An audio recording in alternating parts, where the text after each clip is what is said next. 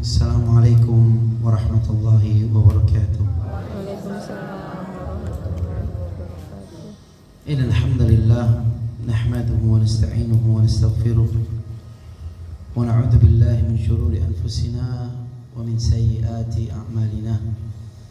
Man yahdihillahu fala mudilla lahu wa man yudlil fala hadiya lahu. Segala puji bagi Allah Subhanahu wa taala. Kita memujinya dan kita meminta pertolongan kepadanya, dan kita berlindung kepada Allah Subhanahu wa taala dari jeleknya jiwa kita dan dari buruknya perbuatan-perbuatan kita. Barang siapa yang Allah berikan hidayah, maka tidak ada satupun yang bisa menyesatkan.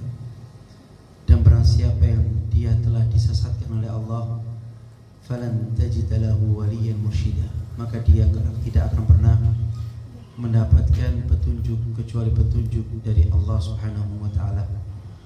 Allahumma salli wa sallim wa zid wa barik wa an'im ala 'abdika wa rasulika Muhammad ibn Abdullah wa ala alihi wa sahbihi wa man tabi'ahum bi ihsan ila yaumiddin.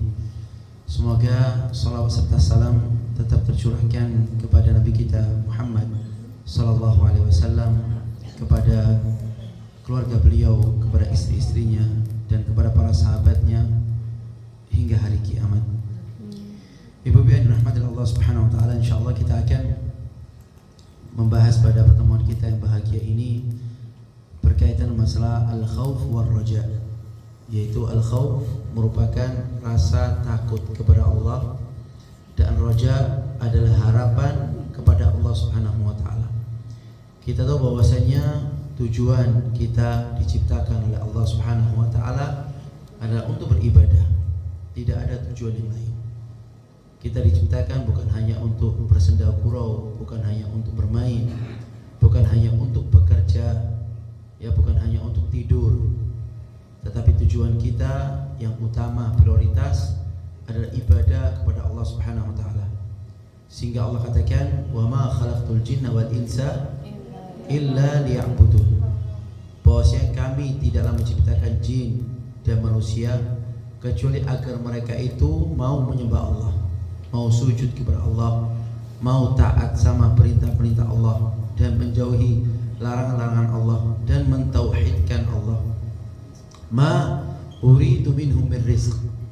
Bahwasanya aku tidak menginginkan kepada manusia ataupun kepada jin itu sebuah rizki, dan aku tidak inginkan kepada mereka itu agar memberikan makan kepada aku. Tetapi dialah Allah Ar-Razzaq Dzul Quwwatil Matin. Dialah Allah Subhanahu wa taala Ar-Razzaq yang maha pemberi rezeki, dan dialah Allah Dzul Quwwatil Matin yang memiliki kekuatan yang luar biasa. Jadi Allah itu maha kuat dan dialah Allah yang maha memberi rezeki. Maka kita sandarkan diri kita kepada Allah Subhanahu wa taala yang maha hidup, yang maha mengatur segala urusan makhluknya, sehingga kita bisa terus ibadah kepada Allah Subhanahu wa taala sampai kapan? Sampai kita diwafatkan sama Allah.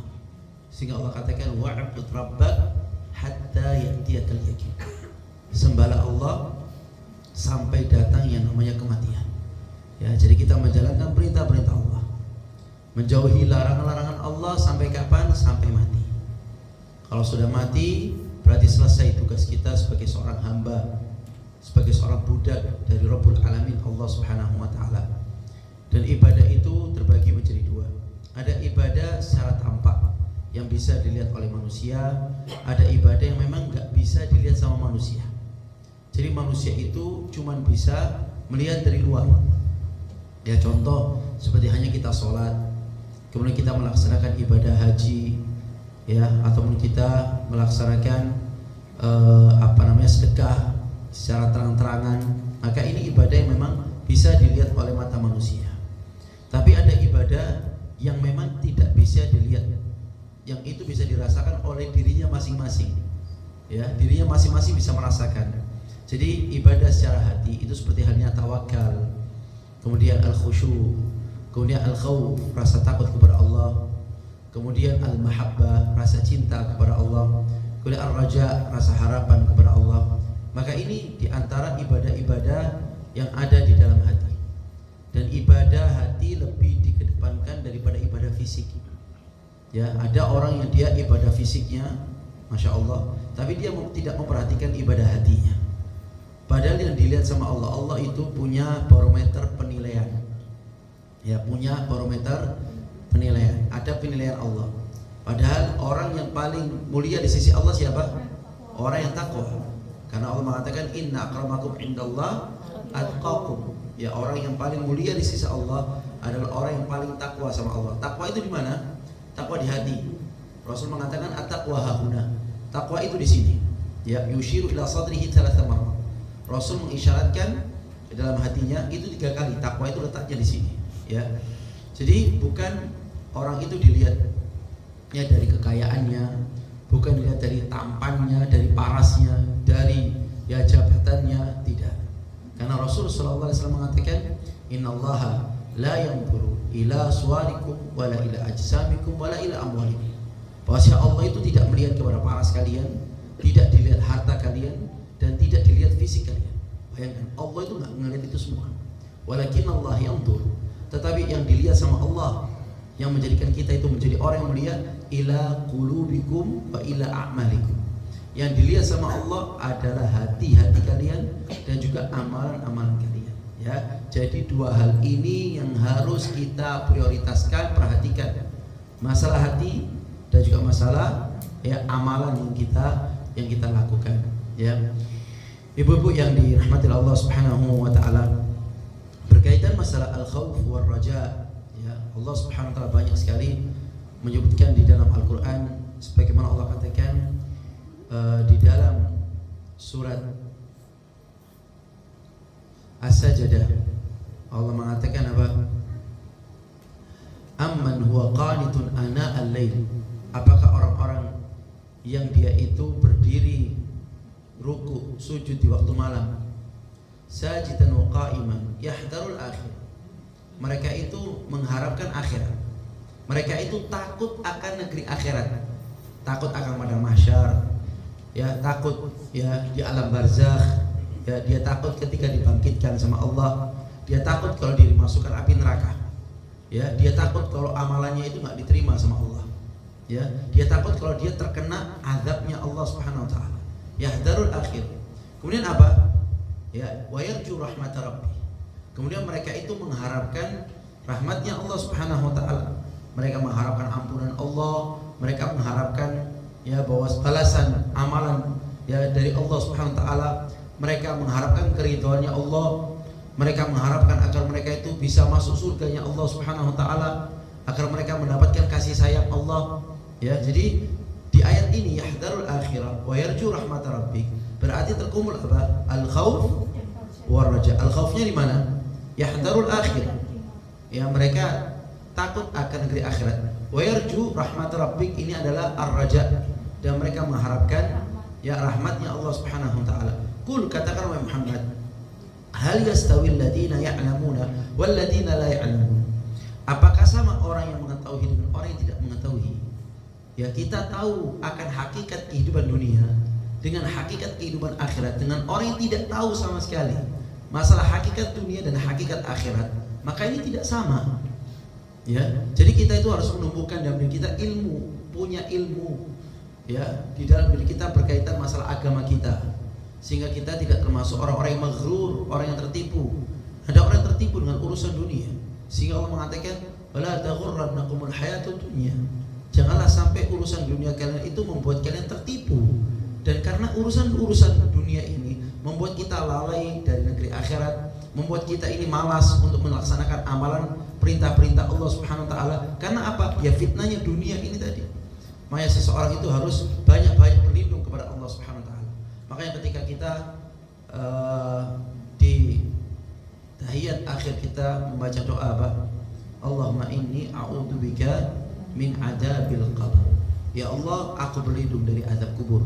Wa min adzab jahannam, dan aku berlindung dari azab jahannam. Wa min fitnatil mahya wal mamat, dan aku berlindung dari fitnah ujian kehidupan dan fitnah kematian. Wa min fitnatil masihid dajjal, dan dari fitnahnya al-masih ad-dajjal. Berlindung Rasulullah SAW dari 4 hal ini. Ya, jadi ketika seseorang yang khaufnya, rasa takutnya lebih besar daripada rasa harapnya, maka dia itu akan menjadi orang yang putus asa. Saya ulangi, ketika rasa takutnya lebih besar daripada rasa harapnya, maka dia akan menjadi orang yang banyak berputus asa. Ya, putus asa dari apa? Putus asa dari ampunannya Allah, putus asa dari ampunannya Allah, putus asa dari rizkinya Allah. Ya, karena Allah mengatakan apa? Wala yaqnatu min rahmatillah illa qaumul khasirun. Tidaklah orang yang dia itu berputus asa dari rahmatnya Allah kecuali dia itu orang yang rugi. Rahmatnya Allah ini luas, dan kita harus minta rahmat Allah Subhanahu wa taala. Tidak boleh kita putus asa. Jangan sampai orang yang dia banyak maksiat sama Allah, yang sudah jarang menjalankan ketaatan kepada Allah, kemudian sudah tidak mungkin ada ampunannya Allah, tidak mungkin Allah ngasih ampunan rahmat sama aku, tidak mungkin. Ya, maka ini namanya apa? Orang yang putus asa. Ya, sebaliknya orang yang dia itu rojaknya lebih besar, rasa harapnya lebih besar daripada rasa khaufnya, rasa takutnya, maka dia akan banyak maksiat sama Allah. Dia nggak ada rasa takut, ya, karena dia merasa tidak ada yang mengawasi, tidak ada yang melihat. Dia melakukan apapun yang dia inginkan, dia ngomong seenaknya, maksiat seenaknya, ya. Jadi dia memakan riba seenaknya, jadi dia tidak memikirkan sama sekali dampaknya. Kenapa? Tidak ada rasa takut. Dia nggak tahu tentang azabnya Allah, nggak tahu akan murkanya Allah, ya, nggak tahu bagaimana kebesarannya Allah Subhanahu wa taala. Sehingga Allah katakan, ya, nabbi ibadi, kabarkan kepada hambaku, anni anal ghafur rahim. Saya ini, kata Allah, ghafur ar-rahim. Saya ini maha pengampun dan saya adalah maha penyayang, kata Allah. Wa anna adabi, sedangkan azabku, kata Allah, siksaku, wal adzabul alim. Dia merupakan azab yang pedih. Ya, jadi harus digabungkan. Ya, jangan sampai orang itu tenang, Allah itu maha pengampun lagi maha penyayang. Akhirnya apa? Ya sudah, dia meremehkan. Kalau dia tahu, Allah itu keras azabnya, ya Allah itu siksanya pedih, sehingga tidak ada harapan. Akhirnya dia menjadi orang yang putus asa. Maka harus digabungkan antara apa? Al-khauf war raja. Dan ini seperti apa? Seperti burung. Tahu burung ya? Burung itu punya berapa sayap? Dua sayapnya. Jadi dikatakan para ulama, sayap kanan dan sayap kiri. Sayap kanan itu adalah al-khauf, yaitu rasa takut. Sedangkan yang kiri itu ada ar-raja, rasa harap. Jadi ketika salah satu sayapnya hilang, maka dia akan menjadi, ya, burung yang cacat. Ya, kalaupun tidak ada dua-duanya, maka dia mati, dia nggak bisa terbang. Maka harus digabungkan dua hal ini sehingga dia bisa stabil. Kita ingin hidup kita ini stabil, ya, stabil antara kehidupan dunia dan akhirat. Kita stabil di atas ketaatan kepada Allah. Makanya kepalanya itu apa? Kepala itu adalah al-mahabbah, ya, rasa cinta kepada Allah. Orang kalau sudah berjalan antara al-khauf wal raja, maka dia akan mendapatkan satu tujuan apa? Al-mahabbah, cintanya Allah Subhanahu wa taala. Kalau sudah dapat cintanya Allah, sudah enak. Orang kalau sudah dapat cinta Allah, aman hidupnya. Dia di atas keridhaan Allah, bahkan para malaikat cinta kepadanya. Ya, hidupnya maupun matinya. Ya, dan ini bukan perkara yang remeh. Dan ini harus kita berusaha berjuang untuk ada al-khauf dan juga ada ar-raja, dan itu juga permasalahan masalah hati. Ya, karena itu diantara sifatnya orang-orang saleh. Orang saleh itu selalu menggabungkan demikian. Sehingga Allah mengatakan di dalam firman-Nya berkaitan dengan masalah, ya, orang-orang saleh, fa iyaya farhabun. Hanya kepada akulah kalian itu takut. Dan juga Allah katakan, fala takhafuhum wa khafuni in kuntum mu'minin. Ya, janganlah kalian takut kepada mereka. Apa sih yang kita takutkan ini manusia biasanya? Ya, takut akan seseorang, takut akan kemiskinan, takut kalau sakit, ya, takut kalau bangkrut, takut kalau mati. Ya, ini ada ketakutan hal yang demikian. Karena ini memang ujian. Makanya Allah mengatakan, walanabluwannakum bisyai'in minal khauf. Bahwasanya kami itu pasti akan menguji kalian dengan rasa takut. Ya, ketika seorang rasa takutnya kepada Allah lebih besar, maka rasa takut yang lain itu akan hilang. Ya, sebaliknya kalau rasa takut berkaitan masalah dunia ini, ya, lebih besar, maka rasa takutnya kepada Allah dia akan lebih kecil. Maka harus dikedepankan rasa takut kepada Allah. Ya, harus mengenal Allah, siapa itu Allah. Ya, bagaimana perbuatan Allah. Maka ini harus kita kenal, dan ini sifatnya orang saleh. Kemudian yang kedua, yaitu sifatnya para malaikat. Ya, malaikat itu Ya, Allah sifatkan mereka itu yakhshawna rabbahum min fawqihim wa yaf'aluna ma yu'marun. Mereka itu takut akan Tuhan yang ada di atas mereka, dan mereka selalu melakukan apa yang diperintahkan sama Allah. Ya, malaikat makhluk yang takut sekali kepada Allah Subhanahu wa taala. Jadi kalau Allah sudah ngomong, mereka diam semua. Kalau Allah sudah perintahkan, mereka langsung menjalankan semua perintah-perintah Allah. Dan mereka selalu berzikir, bertasbih, mengagungkan Allah, wa hum la yas'amun. Dan mereka tidak pernah bosan di dalam mengagungkan Allah Subhanahu wa taala. Ya, karena itu dengan demikian akan menghadirkan rasa takut kepada Allah Subhanahu wa taala. Kemudian siapa? Para rasul. Ya, tadi siapa? Orang soleh. Kemudian para malaikat. Sekarang para rasul. Allah katakan alladzina yuballighuna risalati rabbihim. Mereka itu menyampaikan risalah-risalah Allah, menyampaikan amanat-amanat Allah. Wa yakhshawnahu, dan mereka juga takut sama Allah. Wa la yakhshawna ahadan illallah, dan mereka tidak takut kecuali takutnya kepada Allah Subhanahu wa taala.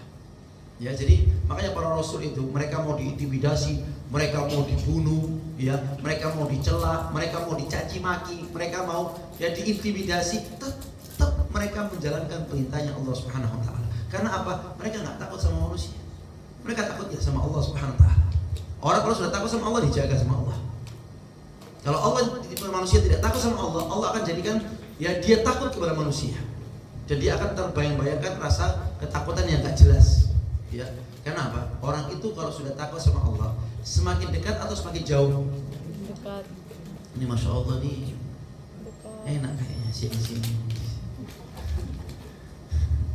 Orang kalau takut sama Allah, makin dekat apa makin jauh? Makin dekat. Hah? Dekat. Kenapa kok makin? Kalau misalkan kita di sana ada singa, ya, di sana ada singa di hadapan kita, kemudian kita ada rasa takut di sana, apakah kita akan mendekat atau menjauh? Kita akan menjauh. Kalau kita dekat ya kita dicaplok, ya kita dimakan, ya kita digigit, maka kita menjauh. Ya, tapi Allah mengatakan apa? Fafirru ila Allah. Larilah kalian menuju Allah. Di sini Allah menggunakan kata-kata ilah. Ilah itu artinya apa? Menuju. Orang kalau takut berarti dia apa? Dia lari ke belakang. Tapi ini ilallah. Larilah kalian menuju Allah Subhanahu wa taala. Jadi orang yang takut sama Allah, bukan dia semakin jauh, dia semakin dekat sama Allah. Dan rasa takut ini nggak bisa dibuat-buat, nggak bisa dibikin-bikin. Itu rasa takut yang muncul karena keimanan dan takwanya Allah Subhanahu wa taala. Makanya harus dimunculkan. Ya, dan nggak bisa mesti kemudian tiba-tiba muncul. Enggak, orang harus belajar, menuntut ilmu. Ya, dia harus beramal saleh. Ya, maka itu akan tumbuh rasa takutnya kepada Allah Subhanahu wa taala. Ya, kemudian ini ciri penghuni surga. Nah, ciri penghuni surga. Makanya ada kaum-kaum ya yadkhulu ya jannah aqwamun afidatuhum mithla afidatit tayr. Bahwasanya akan masuk surga sebuah kaum, ya, sebuah kaum yang hati mereka itu seperti burung. Ya, hati mereka seperti burung. Kenapa kok seperti burung? Ayo, coba. Kenapa kok masuk kaum itu ke dalam surga hati mereka seperti hati burung? Kenapa? Coba sebutkan. Saya masalahnya nggak ada hadiah ini. Tawakal dia. Tawakal yang pertama. Dia itu tawakal. Ya, makanya keluarnya pagi pulang sore sudah. Bahkan bisa ngasih makan sama keluarganya. Besok apa katanya? Besok sudah. Tawakalnya besar burung ini. Kemudian kedua apa? Kenapa? Bertasbih. Hatinya lembut. Burung itu lembut sekali. Ya. Makanya nggak ada seseorang itu rasa hasad, iri, dengki, sombong. Itu semua penyakit hati yang merusak hati itu ya. Ya. Dan burung ini hatinya lembut. Kemudian ketiga apa? Burung. Burung itu kalau digesu lari apa tetap? Kenapa lari? Takut. Burung itu sensitif. Makanya ada seorang itu kalau sudah melihat maksiat sensitif, tidak bisa, takut. Kalau sekarang orang sudah tidak ada rasa takutnya, akhirnya apa? Tidak ada rasa takut, tidak ada rasa malu. Jadi melakukan maksiat sedikit dianggap biasa. Padahal itu maksiat yang besar. Kalau dulu kalau misalkan ada film dewasa, maka anak-anak itu mungkin biasa, jangan ini film dewasa. Kalau sekarang enggak, ya super dewasa pun anak biasa, udah biasa. Pacaran sudah biasa, ngobrol sama yang bukan mahramnya biasa, ya pegangan tangan biasa. Udah, sekarang maksiat sudah dibuat biasa. Karena apa? Sudah nggak ada rasa takutnya, sensitifnya hilang. Karena orang beriman itu sensitif dengan apa? Dengan maksiat. Makanya Allah katakan di dalam surah Al-Hujurat, Allah mengatakan walakinnallaha habbaba ilaikumul iman. Allah itu menjadikan kalian cinta sama iman, dan Allah hiasi iman itu dalam hati kalian. Wa qarraha ilaikumul kufra wal fusuqa wal isyan. Allah jadikan kalian itu benci kepada apa? Kufra, kekufuran. Ya, kalau melihat kesyirikan, ya itu tidak senang. Wal fusuq wal isyan, dan ketika melihat kemaksiatan, maksiat tidak senang, hati ini sensitif. Ya, nggak bisa dipaksakan. Dan ini yang meletakkan siapa? Allah Subhanahu wa taala. Ya, dan sifatnya para penghuni surga itu demikian. Sehingga Allah katakan, ya, di antara ciri mereka, waliman khafa maqama rabbih jannatan. Ya, barang siapa yang dia itu takut akan kedudukan Allah, maka dia mendapatkan 2 surga. Ya, bukan 1 surga, jannatan, 2 kebun, dapat 2 kebun sama Allah. Ya, orang takut ketika apa? Takut kalau misalkan nanti amalan kita dihadapkan di hadapan Allah.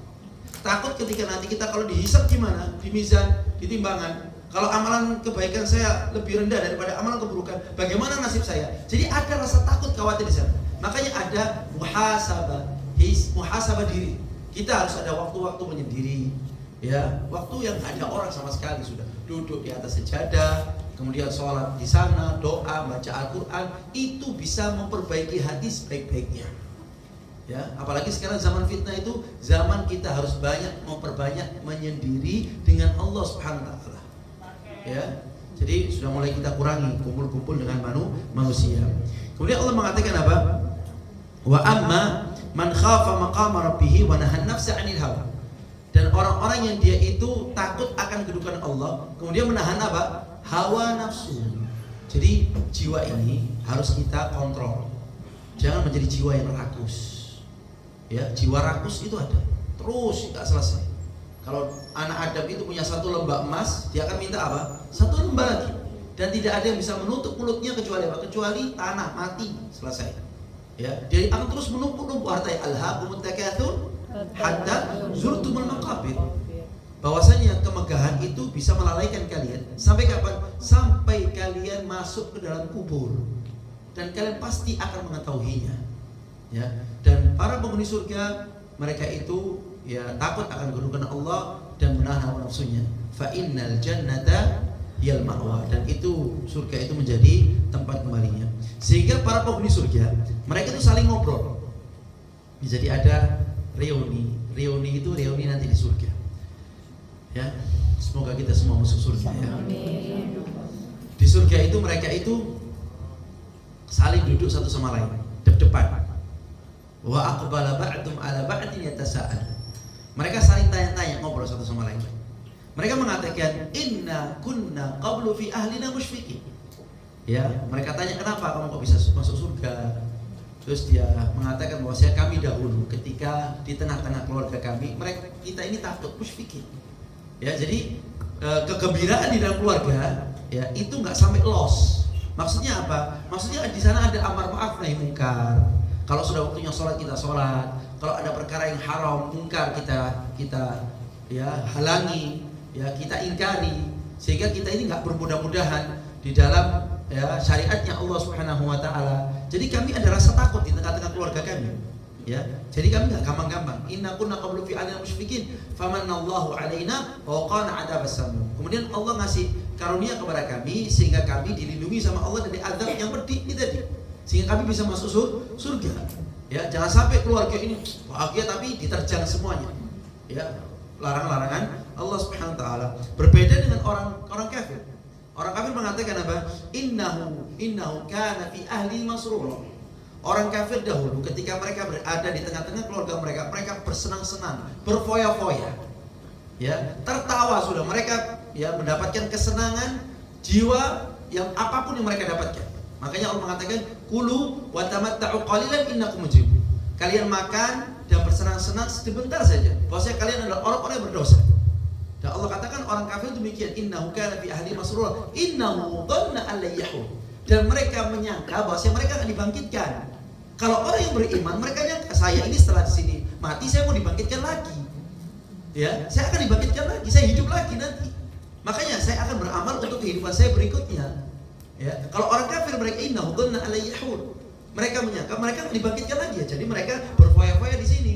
Mereka bersenang-senang karena mereka menyangka bahwa saya tidak ada kehidupan selanjutnya. Kalau kita orang yang beriman percaya setelah ini saya mati dan setelah mati saya pasti akan dibangkitkan sama Allah, dan itu akidah. Dan itu keyakinan orang yang beriman kepada Allah Subhanahu wa taala. Ibu yang dirahmati Allah Subhanahu wa taala, Nabi Muhammad sallallahu alaihi wasallam yang menyebutkan di antara ganjaran orang yang takut kepada Allah, yang pertama dia itu mendapatkan naungan pada hari yang tidak ada naungan kecuali naungan Allah. Ya. Jadi di padang mahsyar kita lihat matahari ini panas luar biasa ya. Kita mungkin keluar nggak pakai sandal sakit panas ya. Jadi manusia itu nanti dikumpulkan di padang mahsyar ya, minal awwalin wal akhirin, orang yang pertama sampai orang yang terakhir, hufatan ghuratan ghurlan, dalam keadaan tidak menggunakan alas kaki, dalam keadaan telanjang dan dalam keadaan tidak dikhitan. Ya, sampai katanya Aisyah radhiyallahu anha, ya Rasulullah, ayam dulu ba'duna ba'd ya Rasulullah, apakah kita enggak bisa melihat satu sama lain? Maka Rasul mengatakan bal amru asyaddu min dzalik. Jadi itu perkara yang sangat dahsyat sehingga manusia itu memikirkan dirinya sendiri, enggak ingat anak, enggak ingat suami, ingat ya diri sendiri sudah. Maka di situ Allah memberikan naungan, ada payungnya. Padahal matahari itu 5 mil di atas kepala kita. Maka di situ ada payungnya, sehingga di antara orang yang mendapatkan payungnya Rasulullah SAW mengatakan seseorang yang dia dipanggil oleh seorang wanita datu mansabin wa jamal, wanita yang punya kedudukan dan cantik cerita. Kemudian dia mengajak berzina kepada seorang laki-laki, maka orang laki-laki ini mengatakan ini akhafullah, saya takut sama Allah. Padahal nggak ada yang lihat. Bayangkan kalau misalkan ada pemuda yang demikian, luar biasa. Dan ini yang dilakukan oleh Nabi Yusuf alaihi salatu wassalam. Nabi Yusuf mengatakan qala ma'adallah. Ya, qalat hayy talak, dipanggil sini sama wanita. Ya, itu dipanggil sini. Maka Yusuf mengatakan hayy qala ma'adallah innahu rabbi ahsana mathwaya. Bahwasanya aku takut sama Allah, Tuhanku itu sudah maha baik. Makanya kita itu harus banyak mengingat kebaikan-kebaikan Allah. Oh, kalau misalkan kita ingat kebaikan manusia, kita cinta atau tidak? Cinta. Oh, fulan itu yang pernah bantu saya, fulan yang suka ngasih hadiah saya, fulan yang perhatian sama saya, fulan yang suka membantu anak saya. Pasti kita nggak akan lupa sama kebaikannya, karena dia baik. Sama seperti seseorang ketika dia mau maksiat sama Allah, dia ingat apa? Ingat kebaikan-kebaikan Allah. Oh, Allah itu baik. Allah sudah ngasih saya rumah, Allah sudah ngasih saya keluarga, Allah sudah ngasih saya harta, Allah sudah ngasih saya kesehatan, Allah sudah ngasih kesempatan saya untuk bisa ibadah sama Allah. Masa saya maksiat sama Allah? Enggak. Makanya di situ dia ma'adzallah, punya rasa takut kepada Allah. Dan juga yang kedua, Rasul mengatakan rajulun dzakarallaha khalian fafadat 'ainu, yaitu seseorang yang dia itu berdua dengan Allah di malam hari, kemudian meneteskan air mata. Ya, air mata ini tidak bisa juga dibuat-buat. Air mata itu netes karena dari hati, dari rasa takut kepada Allah.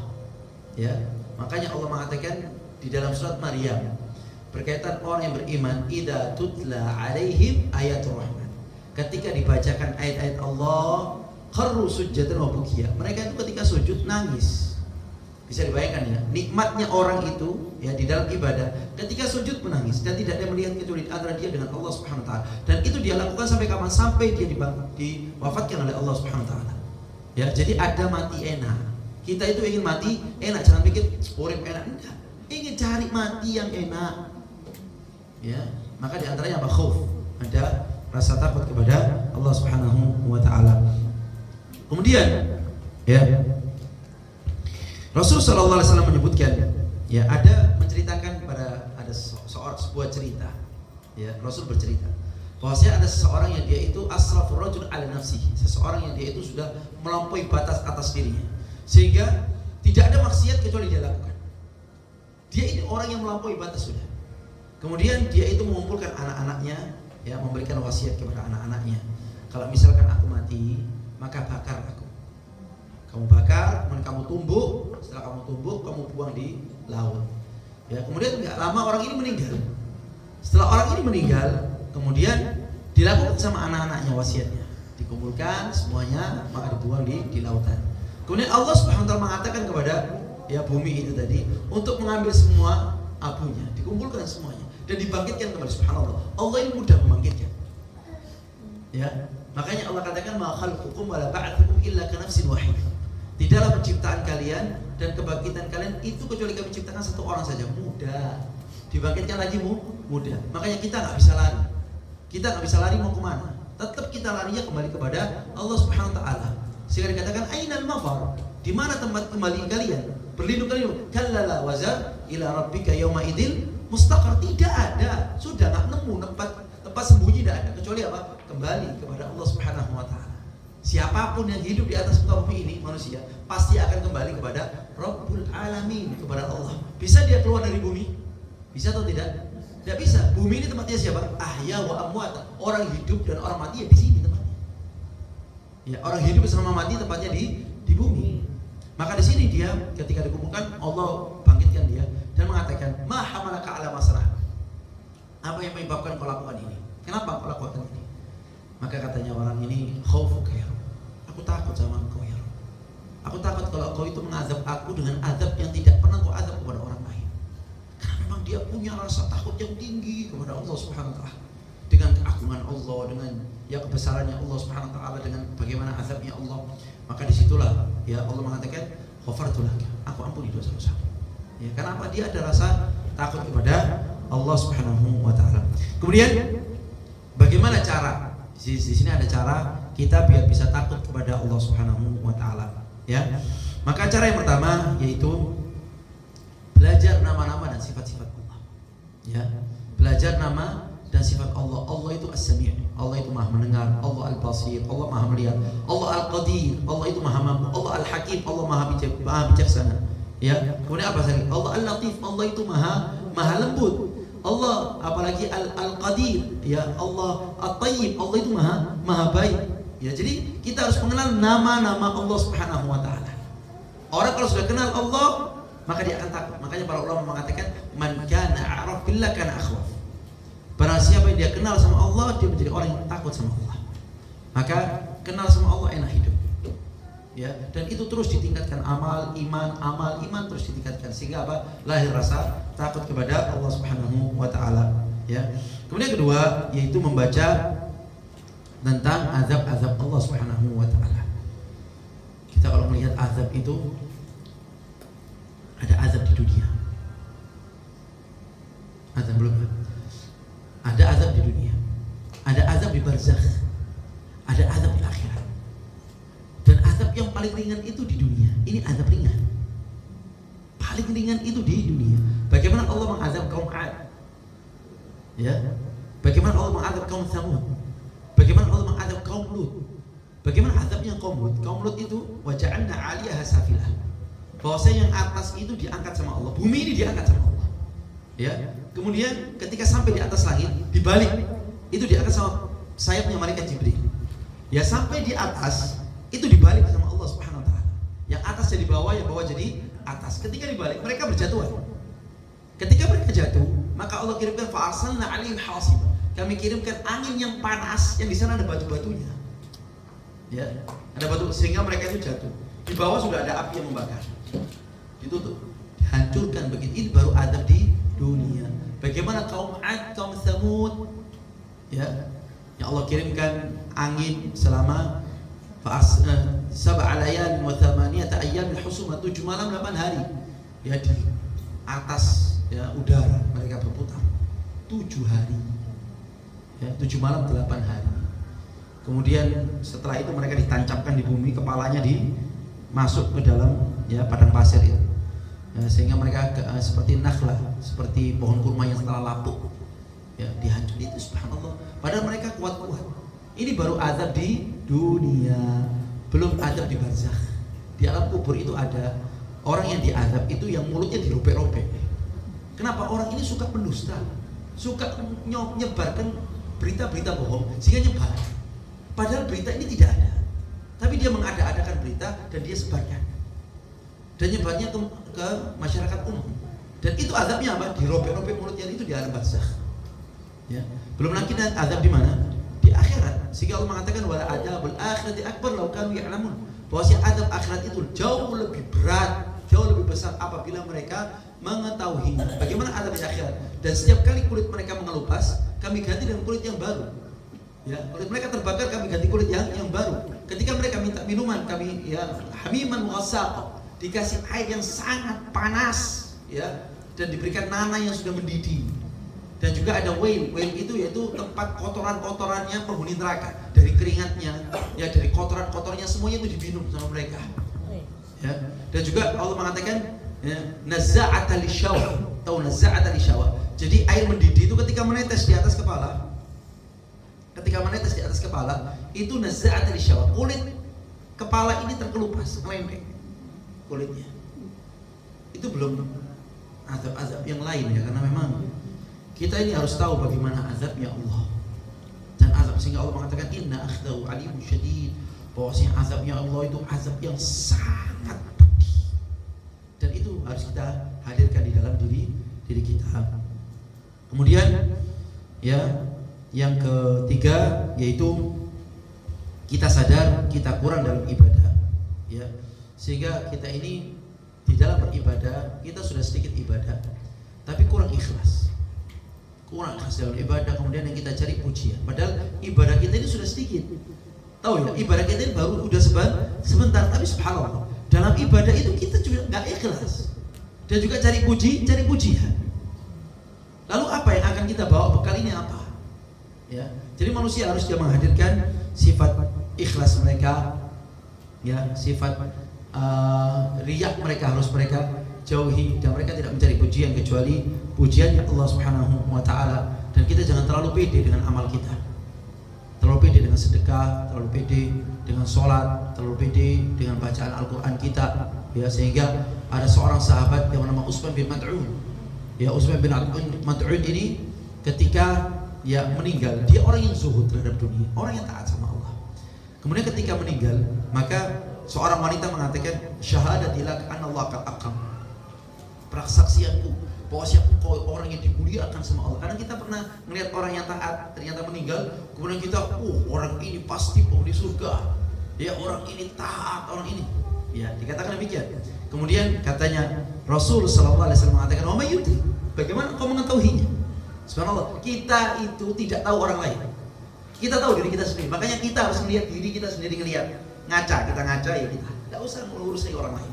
Sehingga Rasul mengatakan, wa may yudri, apa yang kau ketahui? Ya, amma innahu qad ja'al yaqin. Orang ini sudah mati. Ya, wa inilah arju anna wal khair, dan aku berharap semoga Allah ya memberikan kebaikan kepada dirinya. Wa ana Rasulullah, aku ini adalah Rasulullah. Rasul mengatakan saya adalah utusannya Allah. Wa ma adri ma yaf'alu bi wala bikum. Dan aku nggak tahu bagaimana akan apa yang Allah lakukan kepada aku dan kepada kalian. Nggak tahu amalan saya diterima atau tidak. Saya Rasulullah. Dan Rasul tidak mentazkiyah dirinya, tidak mensucikan dirinya.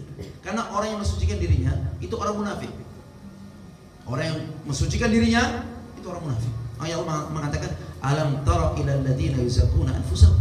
Tidaklah kalian memperhatikan orang-orang yang berusaha mensucikan dirinya. Saya hidupnya di atas ketaatan. Saya biasa baca Al-Quran, saya biasa qiyamul lail, saya nggak pernah lewat yang namanya amalan-amalan sunnah. Kalaupun misalkan yang kita sampaikan ini untuk memberikan motivasi kepada anak kita, kepada sahabat kita, nggak ada masalah. Tapi kalau yang kita sampaikan untuk iftikhar, membanggakan diri, ujub kepada dirinya, maka ini bahaya. Ya, maka ini bahaya. Rasulullah SAW pun tidak tahu apakah amalannya diterima ataupun ditolak oleh Allah Subhanahu wa taala. Yang keempat yaitu Allah Subhanahu wa taala ya kasih kita sebagian ujian agar kita berhenti dari maksiat. Ya, kadang ujian itu buat kita itu sadar. Oh iya, saya ini mungkin wanita yang kurang taat sama suami. Oh iya, ini saya mungkin wanita yang kurang taat sama Allah Subhanahu wa taala. Oh, mungkin saya banyak melakukan dosa-dosa. Sehingga Allah itu ngasih alarm sama saya. Ada sakit, atau mungkin ada keluarga yang meninggal, atau yang lainnya. Ya, itu namanya, sehingga Allah mengatakan, "Wa ma asabaka min sayyi'atin fa bi nafsik." Ketika kalian ditimpa keburukan, itu diri kalian sendiri. Salahnya diri kalian sendiri. Allah tidak bisa disalahkan. Karena semua kebaikan datangnya dari Allah. Jadi kita itu harus husnudzon, baik sangka sama Allah. Sehingga Allah mengatakan, "Wa ma asabaka min hasanatin fa min Allah." Kalau kalian mendapatkan ya kebaikan, itu datangnya dari Allah. Makanya kita dipuji Allah. Dapat rezeki, dapat kebaikan, hal yang menyenangkan, alhamdulillah. Tapi kalau kita mendapatkan keburukan, famin nafsik, dari diri kalian sendiri. Sehingga diperintahkan kita untuk apa? Istighfar sama Allah, taubat sama Allah Subhanahu wa taala, mengakui dosa-dosa kita. Ya mungkin ada yang berubah dari anak kita, berubah ya dari harta kita misalkan, ya atau dari fisik kita, maka istighfar. Nah, ya Rasul sallallahu alaihi wasallam sekali duduk istighfarnya 100 kali. Sekali duduk. Rasul sallallahu alaihi wasallam sekali duduk 100 kali. Astaghfirullah wa atubu ilaik innaka antal ghafurur rahim. Innaka antat tawwabur rahim. Dibaca 100 kali sama Rasul sallallahu alaihi wasallam. Kalau kita tidak, subhanallah, kita ini sudah terseret dengan urusan dunia. Ya, makanya dengan zaman fitnah ini kita harus fokus sama diri kita sendiri. Fokus, enggak usah menyibukkan dengan urusan-urusan yang tidak bermanfaat. Waktu kita sebentar. Ya, waktu kita sebentar. Kemudian yang kelima, takut ya terhadap maksiat yang kita lakukan. Dampaknya bukan langsung muncul, nanti biasanya. Ya, orang itu kalau sudah maksiat sekarang, apakah langsung balasannya saat itu? Tidak. Kadang ada seseorang itu subhanallah dibalas ya dirinya setelah 40 tahun atas dosa yang dia lakukan. Sudah 40 tahun dia sudah lupa, itu baru dibalas saat itu sama Allah Subhanahu wa taala. Jangan dikira maksiat ini enggak ada dampaknya, ada dampaknya. Ya, ada dampaknya. Sama seperti hanya seorang ketika menjalankan ketaatan, apakah tidak ada dampak? Ada dampaknya. Wa may ya'mal mithqala dzarratin khairan wa may ya'mal mithqala dzarratin syarran. Orang yang melakukan sedikit kebaikan, lihat ada balasannya. Dan orang yang melakukan sedikit keburukan, lihat semua ada balasan. Makanya di sana ada ya al-maghfirah, ampunan. Ampunan itu fungsinya apa? Untuk menutupi. Makanya kita itu setiap orang istighfar semua. Banyak istighfar semua. Apalagi ibu-ibu yang biasa di rumah, ketika masak, ketika ya nyuci atau yang lainnya, istighfar. Banyak istighfar semua. Astagfirullah. Karena itu bisa meredam murkanya Allah dan bisa menutupi kesalahan-kesalahan kita. Karena kita ini banyak salahnya. Kemudian yang keenam, yaitu takut terjerumus kembali ke dalam dosa yang dia lakukan. Ya, jadi kita kalau sudah bertobat, jangan sampai kita kembali ke dosa yang pernah kita lakukan. Sudah, kalau sudah tobat jangan sampai kembali. Ya, sehingga selalu ditutuplah pintu-pintu maksiat itu selalu ditutup sama Rasulullah SAW. Ya, sehingga orang dulu itu kalau mau maksiat, di mana? Mereka duduk di jalan. Ya, duduk di jalan, mereka baru bisa cuci mata. Kalau sekarang mereka cuci matanya di mana? Di HP. Mereka bisa melihat semua apapun di sini. Makanya ini itu punya dua pisau.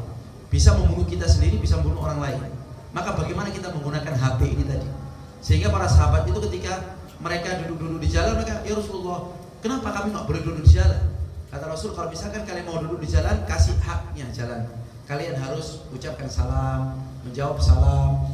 Kalian harus ya tidak mengganggu orang lain, dan kalian harus menjaga pandangan.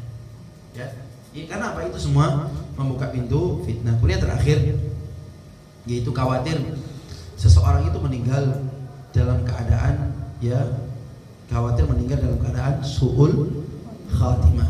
Ya, karena seseorang itu nggak tahu akhirnya. Mungkin sekarang kita taat, ternyata matinya maksiat. Atau sebaliknya, sekarang kita maksiat, ternyata kita mati dalam keadaan taat, dan semuanya khair. Makanya Rasulullah SAW mengatakan innamal a'mal bil khawatim. Amalan tergantung dengan penutupnya. Amalan tergantung dengan penutupnya. Ada yang tahu kapan penutupnya?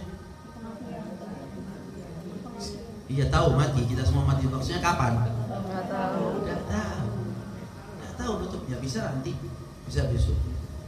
Siap-siap. Kita harus persiapkan. Makanya orang yang cerdas itu Rasulullah SAW mengatakan man dana nafsahu wa 'amila lima ba'da. Mereka yang bisa mengontrol jiwanya dan dia beramal setelah kematian. Beramal menyiapkan bekal setelah kematian, itu orang yang cerdas. Makanya minta sama Allah, Allahumma inni as'aluka husnul khatimah. Ya Allah, aku minta kepada Engkau penutup yang baik. Ya, dan penutup yang baik itu tergantung dengan kebiasaan. Kalau kebiasaannya baik, insyaallah matinya baik. Tapi kalau kebiasaannya buruk, nasallallahu salamah afiyah. Dia harus bertobat ya dan beristighfar kepada Allah Subhanahu wa taala. Baik, mungkin ada pertanyaan? Monggo silakan.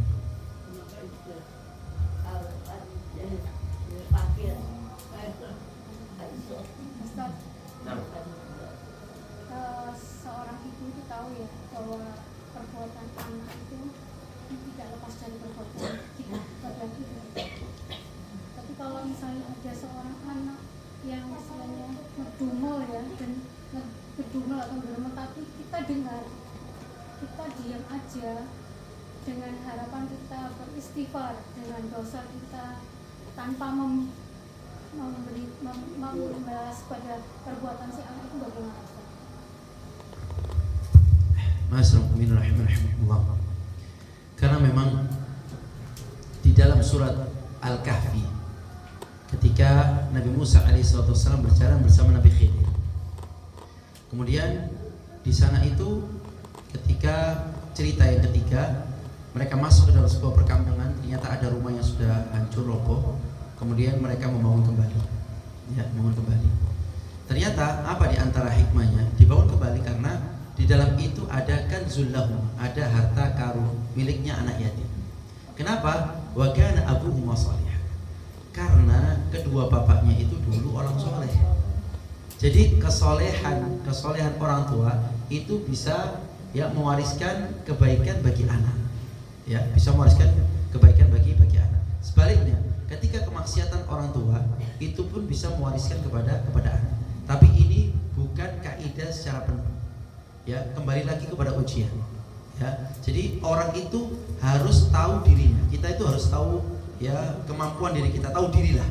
Oh, saya ini orang yang alhamdulillah orang yang taat. Kita kan bisa tahu diri, saya orang yang taat. Ternyata ketika dikasih lihat anak demikian, oh ini berarti ujian dari Allah. Berarti ini ujian. Tapi kalau kita usahain orang lalai, banyak lalai dari kewajiban atau maksiat sama Allah, terus melihat demikian, oh berarti saya ini alarm, ini teguran dari Allah Subhanahu wa taala.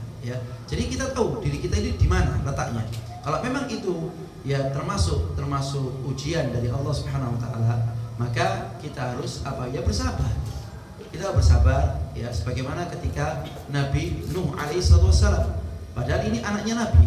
Kemudian Nabi Nuh mengatakan, "La ya bunayya kam ma'ana, wahai anakku ayo naik sama aku. Baratakum ma'al kafirin, jangan kamu bersama orang-orang kafir." Maka anaknya jawab.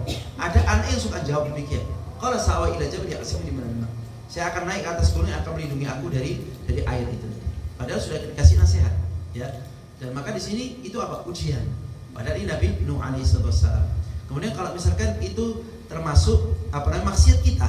Kalau sudah maksiat, sebagaimana dahulu para sahabat mengatakan, ketika aku maksiat sama Allah, maka ketika ada perubahan terhadap binatang tungganganku ini sudah nggak taat lagi sama aku. Berarti apa? Aku harus istighfar. Makanya Allah mengatakan, wa ma kana Allah mu'adzibahum wa anta fihim, wa ma kana Allah mu'adzibahum wa yastaghfirullah. Allah tidak akan mengadab mereka ketika Nabi Muhammad ada di tengah-tengah mereka. Dan Allah tidak mengadab mereka ketika mereka banyak istighfar sama Allah Subhanahu wa taala. Jadi sama anak itu harus sabar, ekstra sabar. Dan anak itu kita tahu bahwasanya ada umur-umurnya. Ada anak yang dia itu bisanya nyontoh, dilihat. Dengan lihat itu mereka akan tahu, akan mengikuti.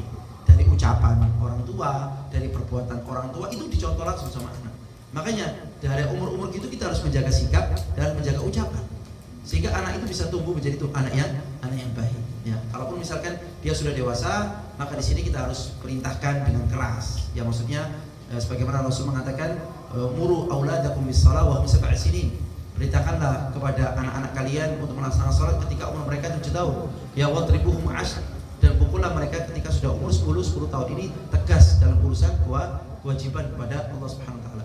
Maka ini semua kembali kepada ibu. Jadi seharusnya ibu itu yang bisa mendidik dengan sebaik-baiknya anak itu. Dan jangan lupa untuk doa sama Allah. Makanya Allah katakan, Rabbana hablana min azwajina wa dzurriyyatina qurrata a'yun. Ya Allah, jadikanlah pasangan-pasanganku itu termasuk suami juga. Ya Allah, jadikanlah pasangan-pasanganku dan juga anak keturunanku itu qurrata a'yun, yaitu yang bisa menyejukkan hati, dilihat, nyenengno, disuruh taat. Karena di dalam Al-Qur'an itu anak itu ada 3. Ada anak dia sebagai musuh, ada anak dia sebagai fitnah, innama amwalukum wa auladukum fitnah, dan juga anak sebagai qurrata a'yun. Makanya minta sama Allah jadikan pasangan sama anak itu qurrata a'yun. Jadi seperti itu. Wallahu a'lam.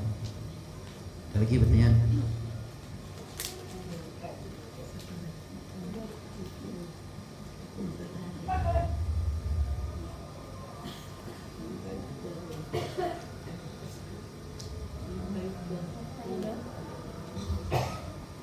Sudah lapar kayaknya. Cukup ya? Baik.